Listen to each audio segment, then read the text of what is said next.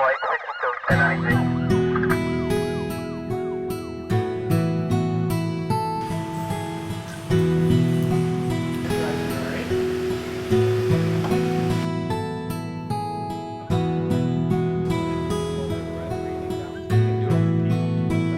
When you're looking at DUIs, it's a huge, especially with new officers, because they're going to be working on night shift for a while. So we want them to be comfortable working with DUIs, and we want them to get as many as they can if they're going to be out there. And the other part of it is that when you're looking at paperwork and just the whole aspect of DWIs, there's a lot more involved in a DWI than most of our calls that we deal with. So it takes a lot more training with the detection of alcohol or controlled substance when you stop a vehicle, and down to the field sobriety tests, and then the DMT test, and then you're looking also at all the paperwork, the e-charging paperwork through the state, and even going to court and testifying at an implied consent hearing or something along those lines, and how to, so that you can basically follow through that whole case, start to finish, and get it. And our purpose is to get a conviction. And so we try to incorporate that into our initial training, so that when they get on the road, they at least have some kind of foundation, so that they can get like an earlier jump on that and get through like the field sobriety tests, so that they're explaining it in the right way. They're seeing the right clues on the people that they're doing field sobriety on, so that they can determine if they're impaired or not and make the arrest. Well, DWI training really is focused on, again, making sure that the officers can efficiently and effectively do DWI enforcement. It's a fairly significant traffic safety issue and is core to a lot of our proactive traffic safety efforts. That training makes the officer not only capable of recognizing an impaired driver, but also allows them to confidently and efficiently process that investigation, arrest, and reporting. That continues on with strategies or knowledge for how to do reporting on those events, and also on the after arrest processes to include evidence processing and court testimony if needed. Towards Zero Death initiative is pretty much what it sounds like. It's an initiative to try to lower the roadway fatalities to zero statewide.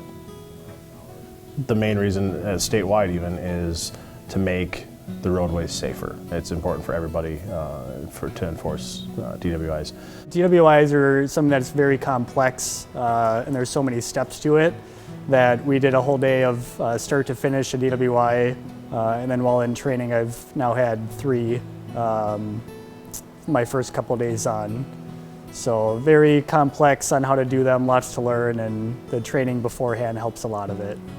I could say my career in law enforcement, just a large amount of incidents deal with drunk drivers and impacting their lives and other people's lives. So stopping something like that before it happens is a huge thing, not only in Blaine but in Anoka County. Towards zero deaths, and it's very important not only to educate but to enforce that law as well. Taking the drunk driver off the road before they can hurt someone else or themselves or someone else, super important of how much propaganda is now out on grabbing a safe ride. You know, with all the ride shares going on, it's pretty hard to come up with an excuse to drive if you've had too much to drink. Back in 2006, we had over 2,100 DWI arrests in Anoka County. Compare that to 2017, where we had almost 1,300.